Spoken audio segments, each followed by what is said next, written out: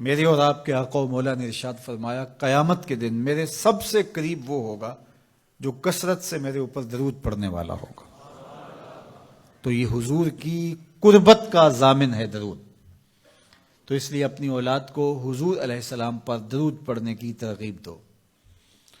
بچپن میں ہی اپنے گھر کے اندر مجالس درود قائم کرو.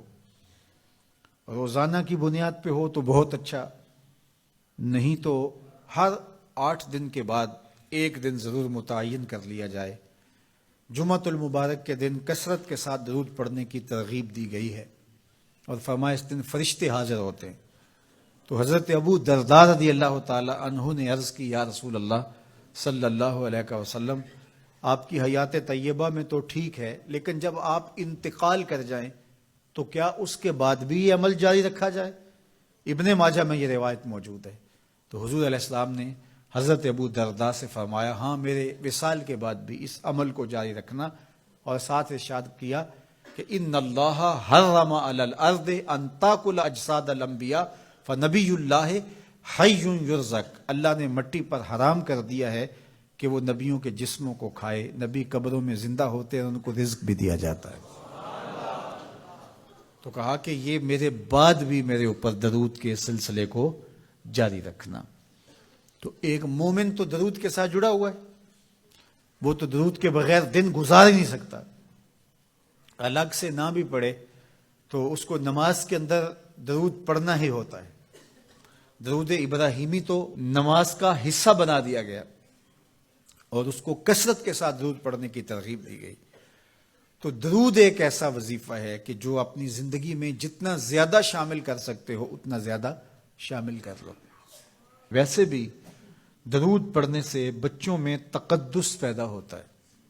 بچے پاک دامن رہیں، عفت مآب رہیں، ان کی طبع میں تقدس رہے.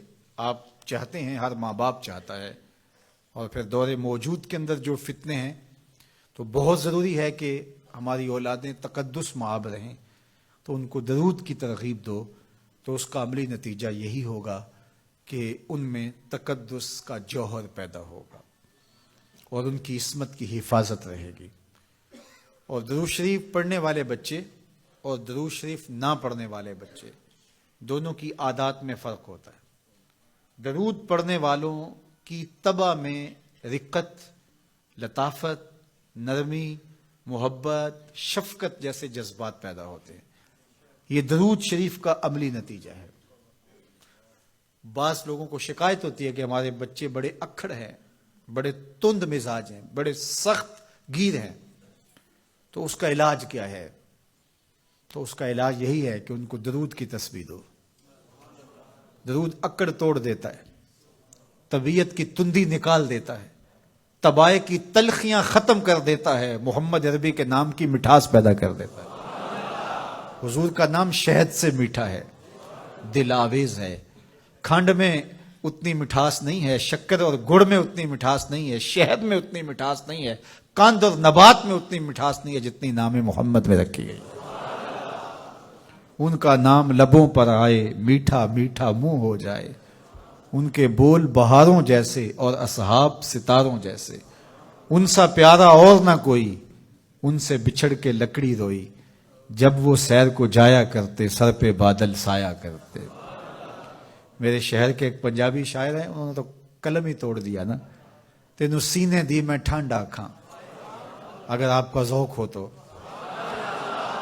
تینوں سینے دی میں ٹھنڈ آکھاں، شہد گلاب تے کھنڈ آکھاں. تینوں نبیاں دا میں لاڑا آکھاں، تیرے ہجر دے وچ میں ہاڑا آکھاں. تو ان کا نام ہی میٹھا ہے، دل آویز ہے. تو درود غصہ ختم کرتا ہے، طبیعت کی تلخی اور تندی مٹا دیتا ہے، اکھڑ پن ختم کرتا ہے. تو آپ اگر چاہیں کہ اولاد اکھڑ ہے تو ان کو کسی طرح درود پہ لے آئیں، درود کی تسبیح ان کے ہاتھ میں دے دیں. تو ان کی طبع میں نفاست بھی آئے گی، ان کی طبع میں لطافت بھی آئے گی، ان کی طبع میں رقت بھی آئے گی، ان کی طبع میں محبت بھی آئے گی، ان کی طبع کے اندر جو ہے وہ لیاقت بھی پیدا ہوگی. درود پڑھنے والا بچہ ذہنی استعداد میں درود نہ پڑھنے والے بچے سے بہتر ہوتا ہے.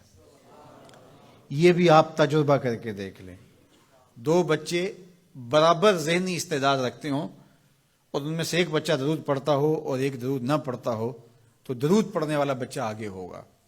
یہ درود کی برکتیں ہیں، یہ درود کی رحمتیں ہیں۔ تو درود کثرت سے پڑھنا اپنی اولاد کو سکھائیں گے۔ ہفتہ روزہ آپ محافل کا گھر میں انعقاد کر لیجئے اور اس میں صرف دروشی پڑھ لیجئے، تو انشاءاللہ اس سے آپ دیکھیں گے کہ اولاد کو اس کا فرق پڑتا ہے۔ یہ تربیت کا ایک آسان نسخہ ہے اور یہ وہ وظیفہ ہے جس سے تھکن نہیں ہوتی، یہ وہ وظیفہ ہے جس سے طبیعت میں تلخی نہیں آتی۔ کہتے ہیں وظیفہ میں نے پڑھا ہے تو وظیفہ پڑھتے پڑھتے میری طبیعت میں یہ ہو گیا ہے، وہ بعض کہتے ہیں وظیفہ الٹ پڑ گیا ہے۔ بڑے وظیفے الٹ پڑھ سکتے ہیں لیکن درود الٹ نہیں پڑتا، درود ہے ہی سیدھا، یہ الٹوں کو بھی سیدھا کر دیتا ہے۔ تو درود پڑھیں اور یہ منہ بھی میٹھا رکھے گا، یہ دل بھی ٹھنڈا رکھے گا، یہ دنیا بھی ٹھنڈی رکھے گا اور آخرت بھی ٹھنڈی کر دے گا۔ درود چراغ بھی ہے، درود کستوری بھی ہے، خوشبو بھی ہے، مہک بھی ہے، شہد بھی ہے، گلاب بھی ہے، کھنڈ بھی ہے اور سینے کی ٹھنڈ بھی ہے۔ تو درود اپنی طبع کے اندر اچھی طرح سے راسخ کر لے اور اپنی اولادوں کی طبع میں اس کو راسخ کرے۔